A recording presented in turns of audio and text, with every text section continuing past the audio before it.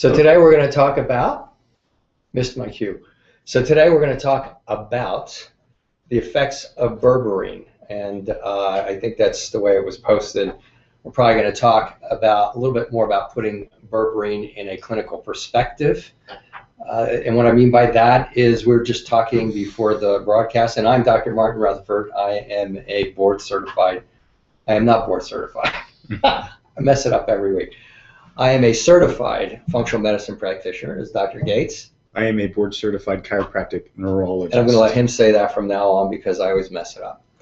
And together we have a chronic pain practice. I say it every week, kind of just evolved, kind of developed on its own. Frankly, partially in the efforts of me to get better from my issues, but ultimately with the help of some very, very talented people, and we've been doing it for a while, and that's pretty much all we do now. So we're sharing with you what we learn, because most people, everybody comes in here with these ideas from the internet or from their research. No offense to those of you who do your research, but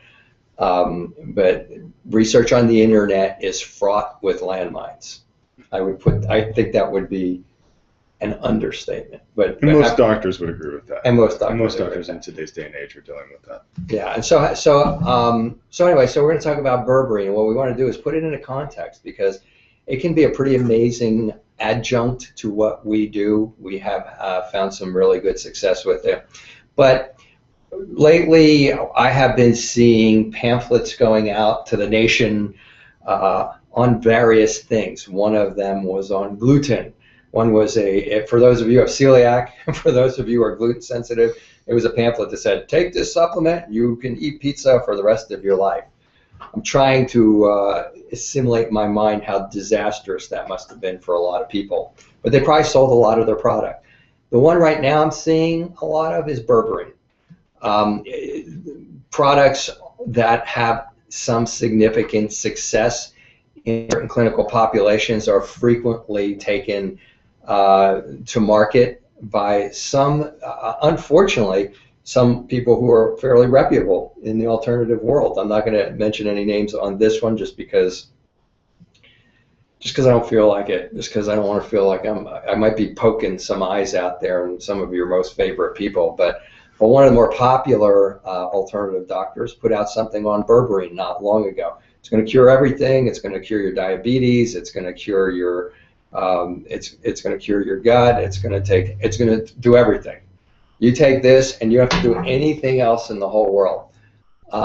We have not found that to be true. So what we want to do is tease out the positives that we have found in berberine, and we talk strictly from experience, because the goal here is we're in a practice where insurance doesn't cover anything. What we do is considered experimental, or it's considered elective, not medically, name it, whatever insurance companies can say to figure out how not to pay for it, they will say. And so our goal is to evaluate patients and treatment protocols in a way that when we accept the patient for care, if they do what we ask them to do, they're going to get better. Because this is kind of old school. For those of you who don't know what old school is, it's basically in old school, if you paid somebody money, hard-earned cash out of your pocket that you worked for, you expected to get better. And so today that's kind of gone out the window. And there are a lot of little things that go together for us to obtain those and reach those expectations, or at least we expect people to get the expectations that we set for them in their case. Berberine has proven to be a very significant help to us. Once it was brought to us, once again, by a patient, of all things, in all humility here, by a patient after all the research that we do, and he does most of it, not all of it. And so here's a little bit of the story of berberine. And this may seem overdone, and it may not, but I think it's important for those of you who maybe are watching, because it's more than you just want to take berberine. You have chronic pain conditions. You've read this is going to cure you. We want you to understand where it's at on that. We're not going to say it's good or bad for you to take. We're just going to give you information so that you can kind of put it in perspective for you. So let's start off with what is berberine and what was it originally used for. Now, Dr. Gates classically does all the research on this, so I defer to him for the specifics of this, and I may or may not impolitely interrupt him, as I usually do, to explain things in English sometimes, but he's doing a lot better at this. So what is berberine originally used for? Berberine has been used for millennia in Asia, let's just say it that way, for the treatment of diarrhea and gastrointestinal problems. It's termed a natural plant alkaloid. So since when? Maybe like 2500 BC or something like that? You know, I haven't seen the exact numbers, but they just say millennia, so we can assume. So for thousands of years. Yes. And it has been shown to be very effective in Chinese medicine. In terms of where it comes from, the technical name of the plants are Coptis chinensis and Hydrastis canadensis are the technical names. We have a friend from India, and he was asking us, you know, well, what is the name used in India? And we didn't have that for him, but those are the technical names. And anyways, it's been used for a long period of time until in the 1990s, they started doing some studies, seeing that berberine was doing all sorts of effects in the body, ranging from cancer to diabetes and cholesterol and so on and so forth. And we'll go into those ad nauseum, but basically that is where berberine comes from and what it's used for. Okay. And you said for inflammation. Yeah, and I'm going to go into that too, sorry. Okay, so there was other uses, or there's other mechanisms that berberine is involved with, and okay, so we're going to go into that in a little bit. And that kind of covers where berberine came from. Mm-hmm. China, so. Kind of the China-Indian border for those of you who like to look into those types of things. And it's not a drug, although it has some pretty powerful effects. Just a little ditty, if you will, if that's still a word, on supplements. We use supplements in our treatments. Our goal is not to have people taking supplements for the rest of their life. A lot of our patients are autoimmune patients. In fact, the vast majority of our patients, it turns out, have some sort of autoimmune problem. And those of you who may be in that category might find that you are either sensitive to a lot of supplements, or you might find that a lot of supplements don't work for you, but you're taking them anyway in the hopes that somehow they're going to help you. We pretty much have a motto here. I mean, if you take one of our supplements and it doesn't make you better or make you worse, then it's either not helping you, or you're not, or we use specific companies, so we know the quality of our supplements. We should do a whole thing on the quality of supplements at some point, if we haven't already done it. And berberine is something that if you take it, I will tell you right now, and you're not having an effect, stop taking it. You don't need it, okay? Most of our patients are going to see an effect because Dr. Gates, who runs all of our programs, determines whether a person needs berberine based on an extensive history, an exam, response to treatment, blood tests, and those types of things. So, so having said that, and I'm just trying to give you a little tip, the vitamin guys out there who are taking 100 vitamins, if I have a patient comes in here and I say, are these helping you? And you say, I don't know, they're probably not helping you. Just for, I'm not, and we're not anti-supplement, but you can take supplements that aren't helping you. You can take supplements that are harming you. It can happen if you're taking too many. So just a little clinical pearl there, a little rule of thumb. So let's expand on what does berberine do. Okay. And the many effects that it was originally used for an anti-inflammatory, but we certainly see. And there have been many more effects documented in the research. Mm-hmm. Well, what we're seeing, and we've covered this in previous broadcasts, is that there seems to be a growing problem of too many bacteria in the gastrointestinal tract.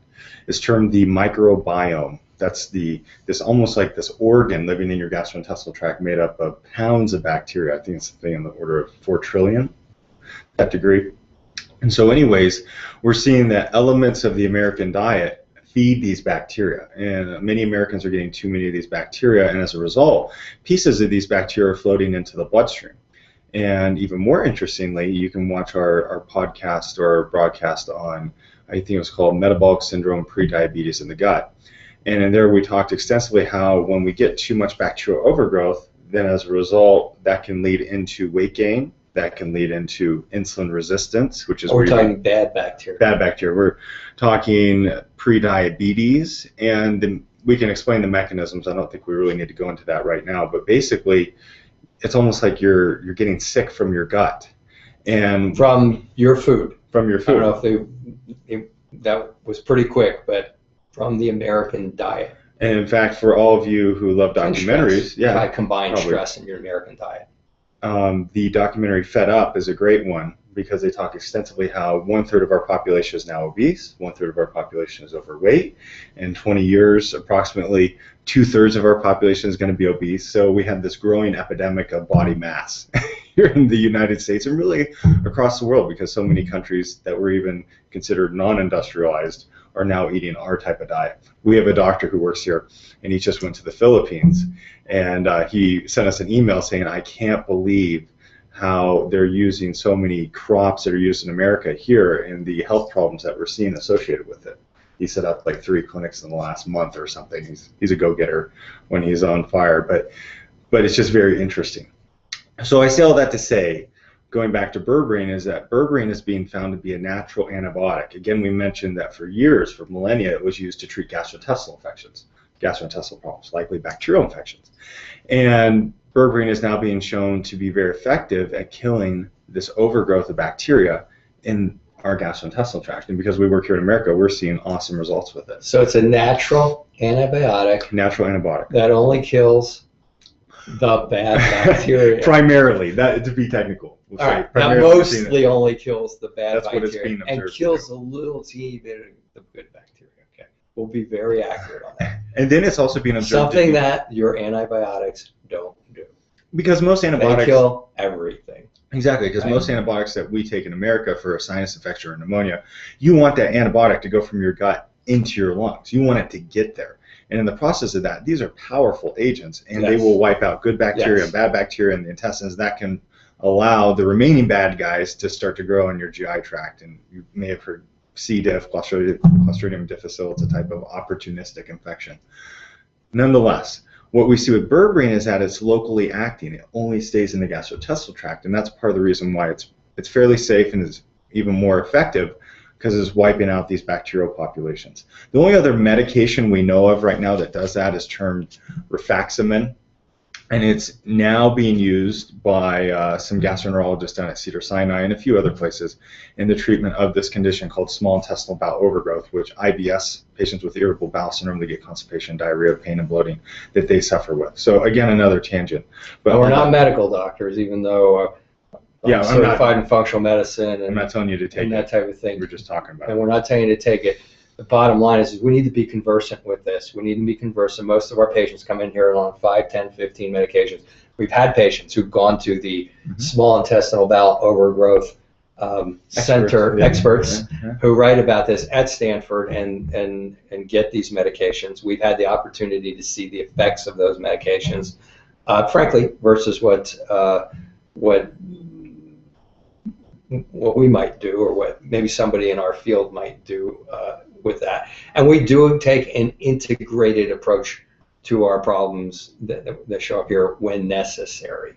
Maybe 20% of our patients we end up integrating with the medical community on different types of things, like getting people off of drugs or taking, in some cases, some very extreme cases, I think this is a good point to make, the berberine doesn't work. And then you have to go to, I think we've done that once or twice. Yeah, and we referred a patient for the rifaximin back to her gastroenterologist. Exactly, and then you have to go to that. So what we're trying to do is draw a context for you. Some of you are going to take the berberine, it's not going to work. Some of you are going to go, oh, I don't want any drugs. I mean, I don't make fun of you or anything. I apologize if it seemed that way, but I have people that come in and I do all of the intakes, and I do all of the kind of evaluating the patient and where they're at. If a patient says, I want to do this without any drugs, in the beginning, we don't know where that's going to be, if you're going to be one of those 20%. But if you need a thyroid medication or you need an antibiotic because the alternative isn't working and that patient's going to be refractory to that, then we try to handle that up front. But this berberine was one of the points I wanted to make was, again, everything is put out there in the market as this is going to work. This is it. Here it is. Take this. Everything will be better. It's part. If you have to take berberine, and even more, if you take berberine and it helps you, it's probably just the tip of the iceberg. Right. It's probably just the tip of telling you that there are other things going on. Exactly. All right. Exactly. So, and then I'll also say that berberine has been shown to decrease inflammation in the system. It's been shown to be basically an antioxidant in essence. And going on what you were saying in terms of not feeling a difference with supplements, commonly with berberine, just so everybody knows, you might get sick. You might get sick. In fact, a huge percentage of our patient population, I'll go back to the literature. The literature will cite 25% in their studies. I think it's way higher than that. Well, I think it's about over 50% of our patients, when I was putting them on the standard dose of berberine, had nausea, diarrhea, vomiting, like severe. Because berberine is powerful. So you either know whether it's working or not based on the person's symptoms or the lab tests, but also we have developed a system now for titrating up the dose of berberine very slowly so people can tolerate it better. And we also use other supplements that seem to work in synergy very well with berberine also. So if you take the berberine and you get those side effects, doesn't mean that it isn't something that might be an important part of what you're trying to get done. Just means that you might be taking too much in the beginning. So another nuance of what we're hoping to bring to the table here. Mm-hmm.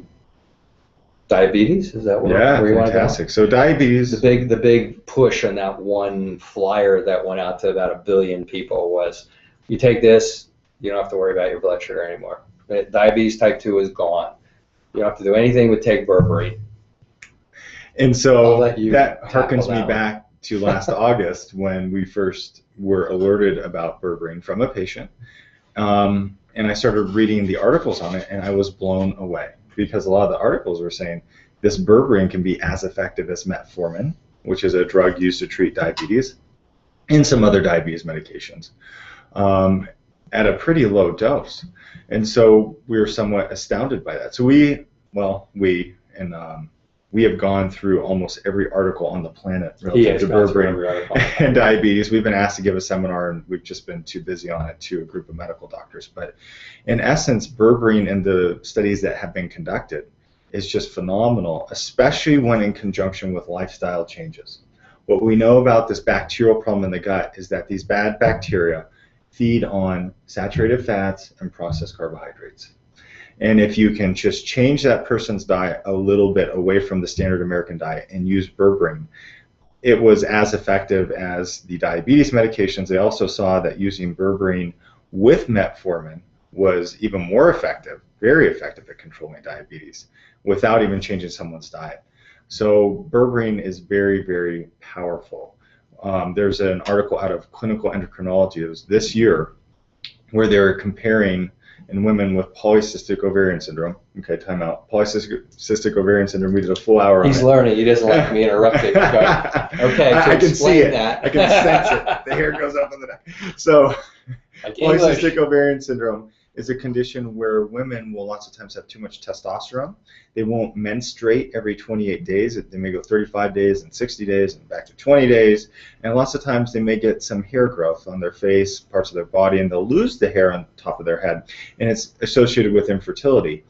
And in this study, they compared, let me back up. About 50% of the time it's associated with infertility. Yeah, very commonly. And metformin, which is a diabetes medication, is used in the treatment of polycystic ovarian syndrome because commonly these females have problems of prediabetes, blood sugar regulation. They've shown that using metformin helps them to carry a pregnancy full term or to get pregnant.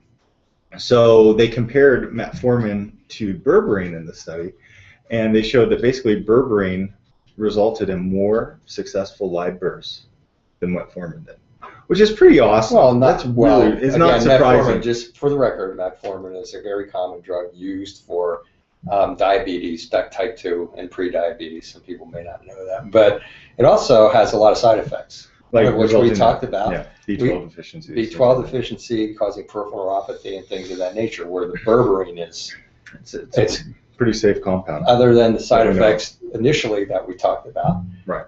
Once you get the dose right, it's pretty effective. Pretty innocuous. There's really not a whole lot going on other than doing what it's supposed to do. Exactly. So that was pretty exciting, and it's so exciting relative to controlling blood sugar, just because so much of the literature, or so much of the information on medications relative to diabetes is about, let's improve insulin signaling. Let's go into the liver and improve how the liver releases sugar into the system to control someone's diabetes. Let's control the sensitivity of the pancreas and releasing insulin. Here, berberine has really, it has been a foundational component in our understanding of how to control or manage someone's blood sugar issue like diabetes through modulating their gastrointestinal tract. And in fact, I want to go into a story right now. What were you going to say? And dietary alteration, 100%. And dietary alteration, and maybe the story's going to cover this, but what I was going to say is this before we move on to the next subject is, and then what if the patient takes berberine, that's all they do, and their blood sugar doesn't get better? Well, it might mean that they have a more complicated case. They may have severe bacterial overgrowth. We've seen that too. Exactly. And lots of times, or they're still eating a ton of crap. And absolutely. So you're growing back these bacteria, and the berberine just can't kill them. Because there are cases though where people are eating crap and their blood sugar gets better. Doesn't mean you shouldn't stop eating the standard American diet. Just means that eventually the berberine is going to stop working. Right. So, but what's the case? I'll go into that, and then there was one thing I think I wanted to say there too. On the studies relative to berberine, a lot of them were initially done on rats, and they would give these rats 100 milligrams of berberine for every kilogram of body weight. If you think of a rat, they may weigh like a kilogram, so that's a lot of berberine for their body weight. The studies on humans are 1,500 milligrams, and we weigh, on the order of 100 kilograms, 80 kilograms, 120 kilograms. So the doses used regarding berberine in the literature are very, very infinitesimal comparatively to the body size. And so that is one thing that they get quite a response. Yeah, and we've experimented with increased doses of berberine and seen some pretty cool results also. So the case that we want to talk about, this is a gal with type 1 diabetes. And so type 1 diabetes has a different mechanism. Usually these people develop diabetes when they're at a young age. Their immune system will kill their pancreas so that their pancreas can't make insulin. These people are therefore dependent on using insulin for the rest of their lives. And it has also been very well substantiated that patients with type 1 diabetes have something called leaky gut syndrome, which is where the gastrointestinal tract breaks down and can allow big food molecules to leak through, as well as bad bacteria. And we're going to get to this relative to type 2 diabetes too. And so in the studies regarding berberine, they just always will talk about how berberine is so powerful, but it doesn't absorb into the system. And we tested this one patient with type 1 diabetes for leaky gut syndrome, and she probably had the worst panel on leaky gut syndrome we've ever seen. And just as we went through our process, we had her on berberine. She was actually on a lower dose than what is typically recommended. And she said, my insulin levels, I don't need as much insulin. It has gotten down to where she was taking somewhere on the order of 150 units of insulin a day, to where now she's right in the range of 25. And it has just been phenomenal. And she's working with her endocrinologist right now, trying to scale back her insulin even more, because she was going into low blood sugar because she was using too much insulin because the berberine was reducing her glucose so drastically. And what we're seeing there is that berberine, when it can be absorbed, has this whole other host of awesome effects in the body. But it was absorbed because of her leaky gut. It was absorbed because of her leaky gut. Which is kind of like... And she also had other things absorbed, like heavy metals and things like that. But it was absorbed because of that. And then we're seeing that if berberine does get into the bloodstream, it can act on insulin signaling mechanisms as powerfully as anything else. Okay, so what happens when our leaky gut gets better? Well, we're probably going to have to use more berberine. And I'm just saying that, not because you're here to talk about leaky guts and understand intestinal permeability and what it is with berberine, but make you understand this is you have complex physiology, you have a complex biochemistry, and everybody comes in here. We have like a 12-point, whatever you want to call it, a 12-point program that we evaluate every person against, and within each one of those 12 points, there can be 6, 8, 10, 12, 20 different things that need to be evaluated. And within the framework of those 12, all of those need to be evaluated for every person, and then you need to figure out what's going on with that person, and then manage the case accordingly. This is called managing the case accordingly. I wasn't actually even familiar with you had briefly mentioned that to me, but you didn't mention why her insulin levels had gone down. Because we've had other diabetes type 1 patients whose insulin levels have gone down, and that may explain why to me now. Right. Okay, but this is how we do it. This is how we go forward. So you heard what he just said. Well, then we'll probably have to try to increase the berberine or whatever. This is if you're just thinking about berberine and you're thinking, we think of the body as like, okay, well, I got the small intestinal bacterial growth. I'm going to take it in. Okay, it worked. It didn't work. We're just trying to help you understand the complexities of this. And if we talked about any type of supplement, we probably would have a very similar take on it, because that's what we've had to deal with to help people to regain their health. And it's been pretty complex. We've had a lot of good mentors, and Dr. Gates probably researched everybody who's anybody in this field and the fields we work with. And this is what you need to understand. This is what I meant when I said you need to understand the context about all the supplements you're taking, not just berberine. But berberine is so powerful that we don't want people to get take it and get symptoms, vomiting, nausea, and go, oh, that's bad. It may be bad. It may later on you may come into some place like this, and somebody will say you need to take berberine, and you're going to go, oh, that made me sick. Then you have to listen to that person. If they go, well, you might have been taking too much or something, or you might have leaky gut. It was just like jamming through, which most of our patients do. Right. Frankly. And berberine has been shown to heal the leaky gut syndrome as well. Yeah. So we have berberine, this magical miracle substance that's probably been around for thousands of years. That has been around for thousands of years. That kills mostly the bad bacteria. And only a little bit of the good bacteria. So it's very, very useful in gut problems. The next topic is kind of how is the pharmaceutical industry working with this berberine? When antibiotics, as Dr. Gates pointed out, are very powerful because they got to get through the gut, which saved me because I had pneumonia. Like in 2012, I had pneumonia, and I was still an idiot at that time. I was still going like, no drugs, no drugs. And then eventually I couldn't breathe, and I thought, I'm going to die. And I went and got a horse pill that afternoon from a colleague of mine who's a medical doctor, an alternative medical doctor local here, and started feeling better immediately. But I waited too long, and it set off a ton of autoimmune problems in my physiology, which in essence is why we're sitting here talking. Eventually ended up evolving into everything that we're doing here. But so that saved my life, possibly. Certainly stopped the process, which was not stopping on its own. Berberine probably would have done nothing for that. Yeah, it would have. Because it doesn't get to the lungs, as Dr. Gates pointed out.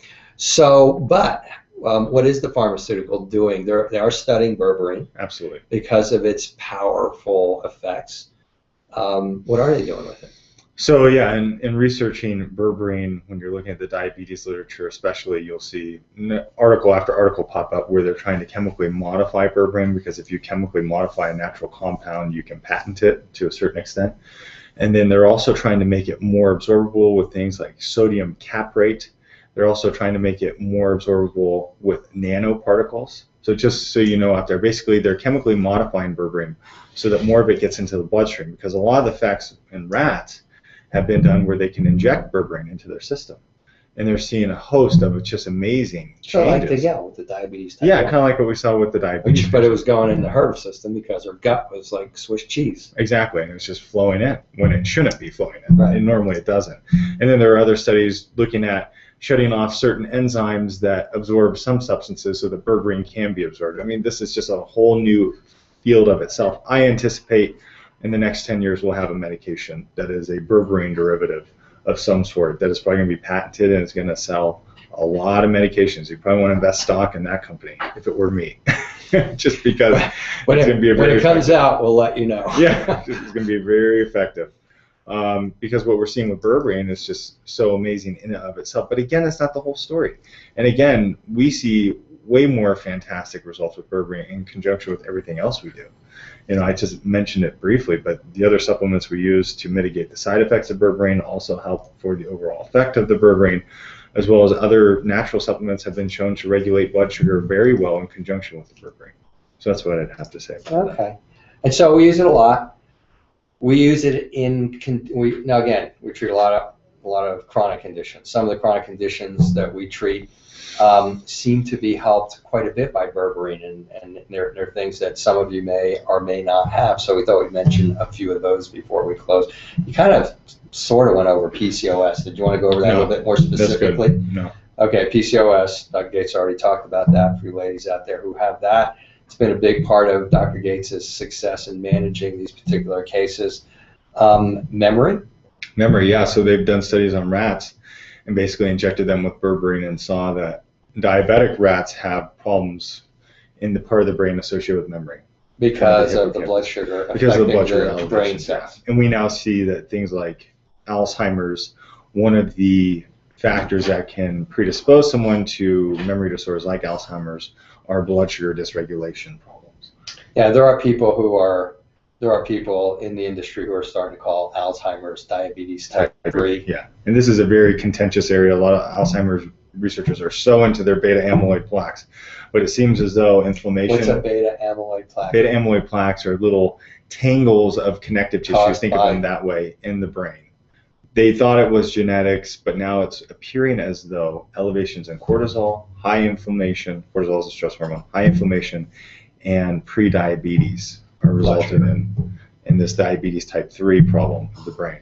And so berberine has been shown to mitigate the effects of the diabetes in the brain in it by itself. So basically the berberine caused neuron A, which is a little brain cell, to talk to brain cell B better in the memory area of the brain, which is phenomenal also. Pretty powerful for something you can get off the shelf. Yeah, that's from, Asia. Some people say it's from... But again, that person's probably going to have to change their diet. Well, they'd be smart too. I mean, it's just an exercise in futility, in our opinion, for someone just to take berberine and keep eating donuts. I mean, at some point you're going to have to say, I'm not going to do this. Yeah. Yeah. And then another thing that we treat quite a bit of is peripheral neuropathy.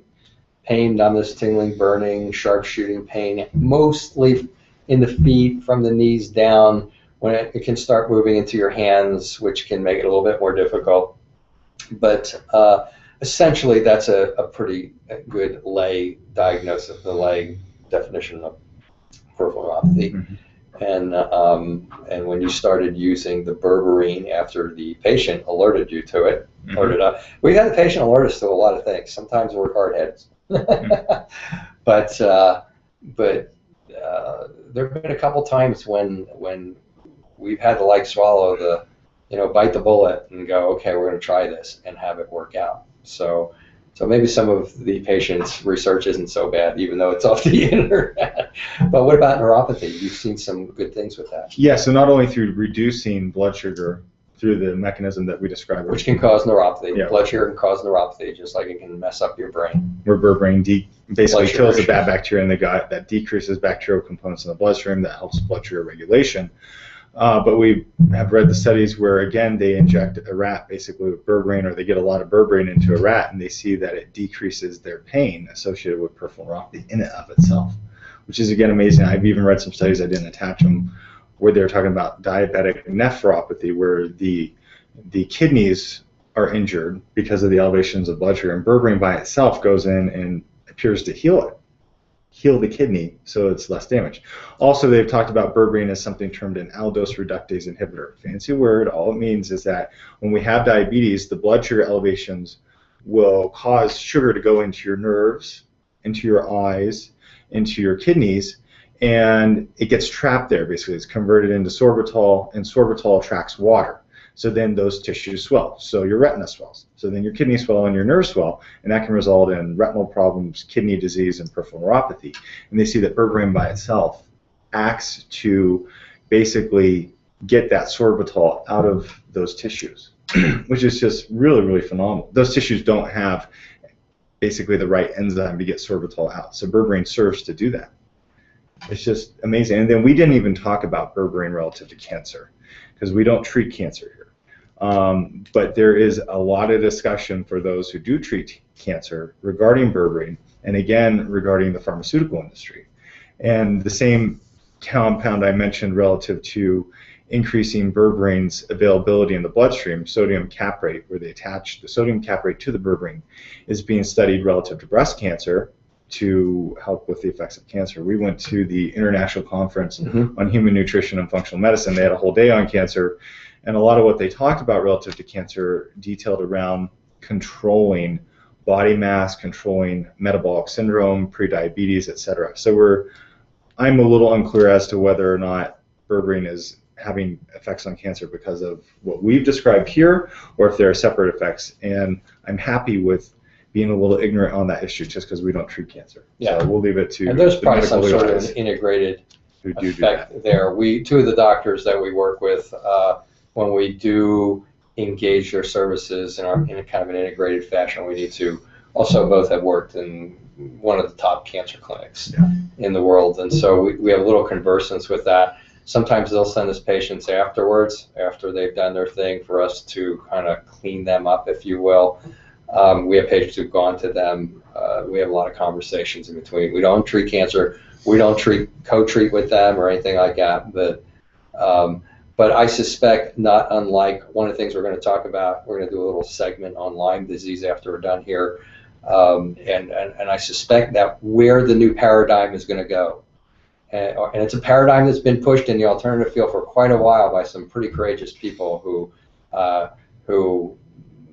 took the chance of, and some of them took hits, some of them got thrown in jail, some of them got broken down by other government agencies. Not to sound like some sort of a right-wing thing, but this is just what happened to them.